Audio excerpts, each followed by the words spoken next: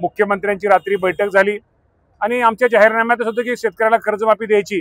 त्याप्रमाणे या सर्व नेत्यांच्या समोर चर्चा झाली। आता isakal.com आहे देशातील नंबर 1 ची मराठी न्यूज वेबसाईट। प्रत्येक अपडेटसाठी isakal.com ला नक्की भेट द्या। आपल्या सर्वांना माहिती आहे की अतिवृष्टी, दुष्काळ, गारपीट यामुळे आपल्या राज्यातला सगळा शेतकरी खूप अडचणीत आहे आणि शेतकऱ्यांनी जो शेतामध्ये पिकवलेला माल असेल, फळबागा असतील, त्याला बाजारभाव कोसळल्यामुळे त्याचा खूप तोटा झालेला, त्यामुळे शेतकरी अडचणीत आहे।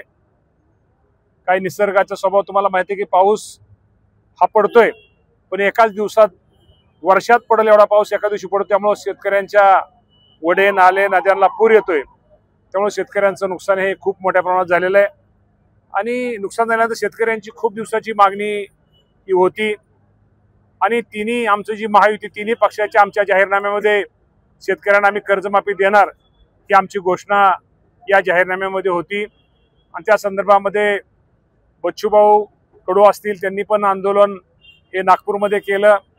महादेवराव जानकर असतील, रवींद्र तुपकर असतील, राजू शेट्टी साहेब असतील, डॉक्टर नवले साहेब असतील, आपले माजी आमदार, आपले सगळीच मंडळी, शेतकरी संघटनेच्या सगळ्या नेत्यांनी जे आंदोलन केलं होतं त्याच्या संदर्भात काल मुख्यमंत्र्यांची रात्री बैठक झाली आणि आमच्या जाहीरनाम्यातच होतं की शेतकऱ्याला कर्जमाफी द्यायची। त्याप्रमाणे या सर्व नेत्यांच्या समोर चर्चा झाली आणि या सगळ्या शेतकरी नेत्यांची पण भावना त्यांनी ऐकून आम्ही सगळ्यांनी घेतली आणि मुख्यमंत्र्यांनी कालच रात्री जाहीर केलं की या संदर्भात एक शासनाची कमिटी ही आपण तयार केली आहे।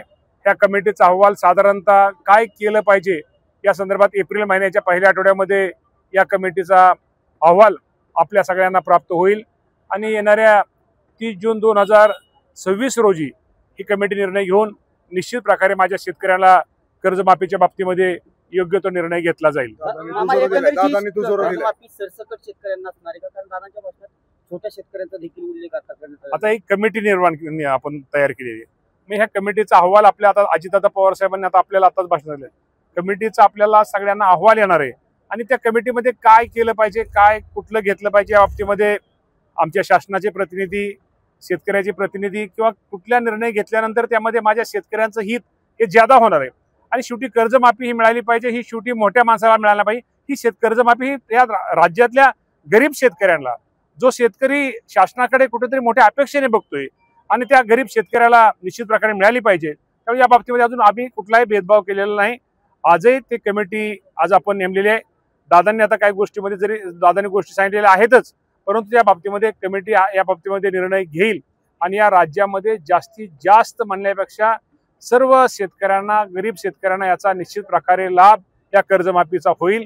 खूप मोठा ऐतिहासिक निर्णय या राज्याचे मुख्यमंत्री, दोन्ही उपमुख्यमंत्री या सर्वांनी माझ्या शेतकरी बांधवांसाठी घेतला, त्याबद्दल या राज्याचा कृषी मंत्री म्हणून या सर्वांचं मी आभार मानतो। 30 जून कुठलंही वर्ष अखेर हे 30 जून महिन्यामध्ये असतं, त्यामुळे 30 जून ही आकडा आपण ठरवली।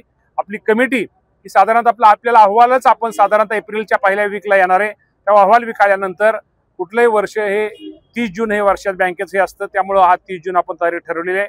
स्वतः शेतकरी संघटनेचे नेते या सर्वांनी त्याला मान्यता दिलेली आहे आणि त्यामुळे सरकार म्हणजे मान्यता शेतकरी नेत्यांची तर मागणी होतीच, तर पण आमच्या सगळ्या तिन्ही पक्षाच्या जाहीरनाम्यातच होतं की माझ्या शेतकरी बांधवाला कुठंतरी न्याय दिला पाहिजे आणि आपल्या सगळ्यांना माहिती की अतिवृष्टीमुळे शेतकऱ्यांचं आपल्याला खूप मोठं नुकसान झालं आणि या शेतकऱ्यांचं नुकसान झालं, शेतकऱ्याला एक उभा केलं पाहिजे, या शेतकऱ्यांना पाठिंबा दिला पाहिजे। यासाठी राज्य सरकारने नुकतंच 32,000 कोटी रुपयाचं पॅकेज जाहीर केलं आहे आणि त्याचं पंचनामे, नुकसान भरपाई पंचनामे होऊन बऱ्यापैकी शेतकऱ्यांना तर रक्कम ही शेतकऱ्यांच्या डीबीटी खात्यावरती जमा व्हायला लागलेली आहे। बच्चूकडू असतील किंवा महादेव जानकर असतील, राजू शेट्टी असतील, त्यांनी आंदोलन केलं आणि जवळपास 250 पेक्षा जास्त शेतकऱ्यांवरती गुन्हे दाखल झाले। या बाबतीमध्ये ज्या ज्या शेतकऱ्यावरती गुन्हे दाखल झाले आहेत त्या बाबतीमध्ये हे शेवटी शेतकरी आंदोलन कशासाठी करत, त्यांच्या न्याय हक्कासाठी करत होते। या बाबतीमध्ये राज्याचे मुख्यमंत्री 100% योग्य तो निर्णय घेतील आणि त्या शेतकऱ्यांना न्याय देतील। महाराष्ट्रातील सर्व बातम्यांचे विश्वासार्ह व्यासपीठ सकाळच्या सर्व सोशल मीडिया प्लॅटफॉर्मला लाईक, फॉलो आणि सबस्क्राईब करा. तसंच सर्व नोटिफिकेशनसाठी बेल आयकॉन प्रेस करायला विसरू नका.